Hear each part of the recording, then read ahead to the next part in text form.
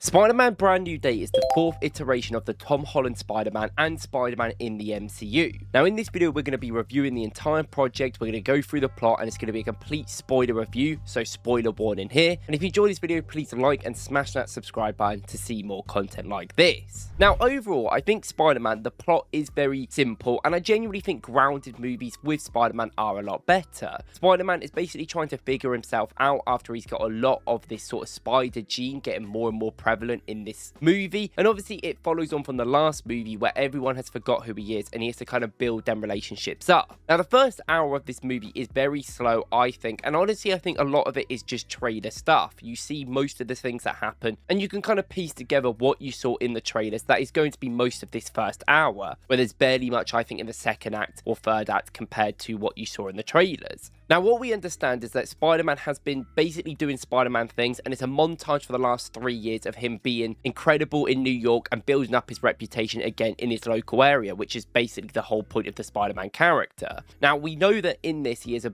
already built up relationship with the police detective who he has his phone number of, and they work together on cases, although he's never showed his face to anyone, and that is a key point to this. And then we also know that he has an already built up relationship with Frank Castle the Punisher, helping him on Staten Island and actually helping his life, so then he's kind of in debt to him, so Spider-Man always gets the help of Frank Castle. And I think throughout this movie they do a really good job of using the Punisher as the Spider-Man as a different character. Now basically most of the first act plot is Spider-Man kind of figuring out these new powers he has. His eyes turn much more darker, he is becoming much more of a mutant, and a lot of this is him trying to repress these sort of hormones in his body, so he even creates a little device which he puts on the back of his neck, which means that he kind of doesn't have this spider-esque to it. Now this obviously comes about because he speaks to actually Bruce Banner, and Bruce Banner talks about how his device that he has on his arm stops his Hulk hormones coming through, and Spider-Man's trying to create a universal device where he can put it on someone and basically stop them completely from being able to use their powers, which is quite interesting I think for the long-term success of the MCU. And then you get introduced to Sadie Sink's character, who mostly is this person that is phasing through bodies and jumping through them to act in different ways. Now Sadie Sink's character and Spider-Man meet each other because they're both trying to do things with this company called Damage Control. They seem to be trying to take all these superpowered people and kind of nullifying them, making sure they don't break out. We've seen these sort of story arcs before in Superman movies and Batman movies, and a little bit in Civil War. It's kind of like that, but just for New York. Now, Spider-Man actually works with them at the start, goes in there, finds that they're working on all this technology from different people like the Shocker and Scorpion, and decides that he's going to help them and protect whatever is in their vault, which Sadie Sink is trying to get to.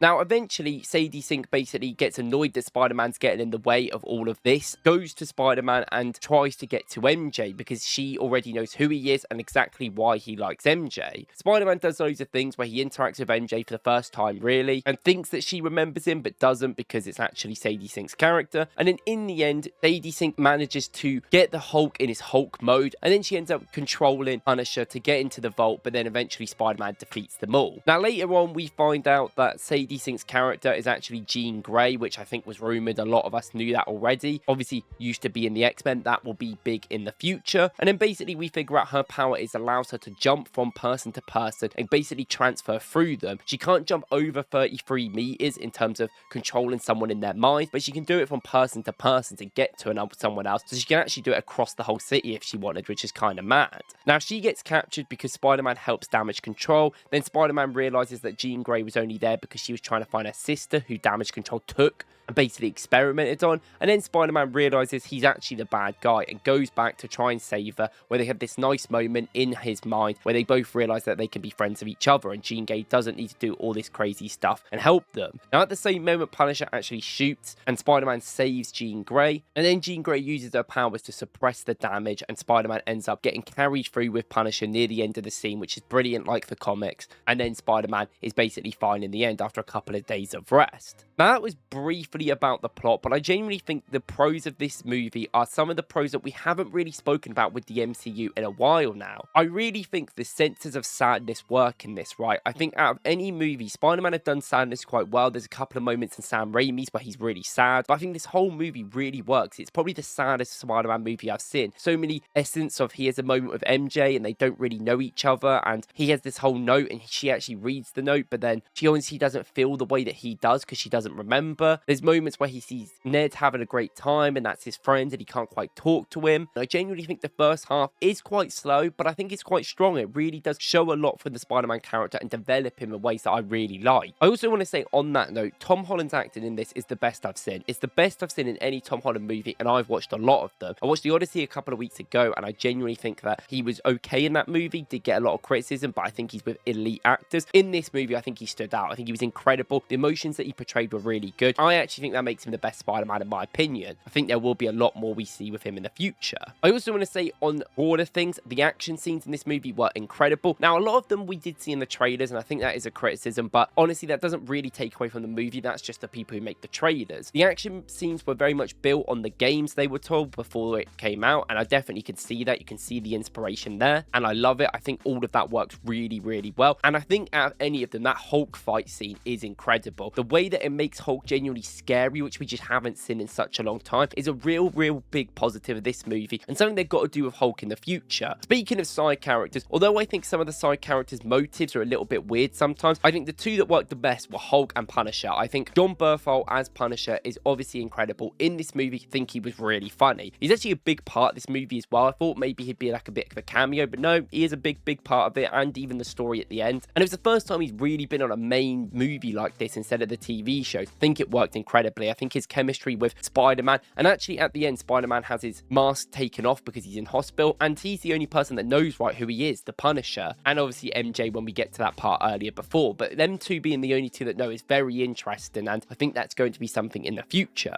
And I will say, I think this movie does a really good job, not even having a villain to an extent, right? The antagonist is definitely Jean Grey, but then they make up, and she's not really an antagonist. We all know Jean Grey, she's more of a hero in the end, but I think it works with some of the Spider-Man sort of themes that they're trying to really portray with his character. I also like how Spider-Man and Peter Parker are completely different entities in this movie and have different goals, with Spider-Man mutating quite a bit. Spider-Man almost feels like he has to be by himself in the line of work he is, but Peter Parker almost kind of tells him he doesn't need to be, and I think Jean Grey helps with that a lot. I think these are very important things. I don't know if they were all fully developed. I don't think some of Peter Parker's things were fully developed as much as they could have been, but I genuinely do think I like that they both have different needs, different goals, and they are different people. It kind of worked really well. And I genuinely think as well, the ending, people don't love the ending. I think it's good. I think him saving Jean Grey and Jean Grey helping him and saving him back is a really nice moment to kind of remind you of what Spider-Man's like, right? He is a little naive. He is going to be a bit stupid sometimes, but he is ultimately a hero. He helps the people around him. He does what he needs to put himself in front of them, no matter what, right? Even though Jean Grey was doing all this bad stuff, he doesn't do it just to stop her. He does it because he actually cares, and I think that's something really important about this character that has to be portrayed. That's why he is so beloved. Now, I think in terms of cons, I think there isn't too many. I have some structural issues with the story. It's really slow and then it paces up, and there is some scenes I would have liked to be a bit fully fleshed out. I think people will complain about the MJ and him not really making up, like they're still not together, they're still going to have that developed, but I actually like that, fair enough. I also think the end scene of when him and Ned do the handshake is kind of stupid. I don't even know how that works in them becoming friends again, and although there was one scene where they became good buddies and they were starting to build that connection, it would have been nice to actually have a bit more with Ned, right? It's not just about MJ. Ned was there before MJ at the end of the day, and it kind of just feels like he is completely forgotten and he just watches him from afar. I would like a little bit more from that. I also think the whole Jean Grey thing is a bit weird. Technically, Jean Grey I wouldn't say is the villain, it is more damage control, but I don't mind Jean Grey being somewhat much of the antagonist and how it's worked out, but she does all of this and then she's able to just walk off. Even if she builds that friendship with Spider-Man, which I think we'll probably see in the future, it kind of doesn't really go anywhere, right? They just leave each other, they go their separate ways, and I kind of wanted a bit more. I also don't like the fact that they made Jean Grey a secret in the marketing for this movie. I think it hurts it because the first hour they don't want to show her face and don't want to show anyone who Sadie Sink is, and I think that's a complete problem because it just makes the movie so slow, and then when she's showed, she's everything in this movie. And I think they did it because they didn't want the villain to be so predictable and everyone know the story, because I think the story is quite predictable from the trailers. I think the trailers showed too much, but I don't think that's a detriment on the movie. I think you have to look at these things separately a lot of the time.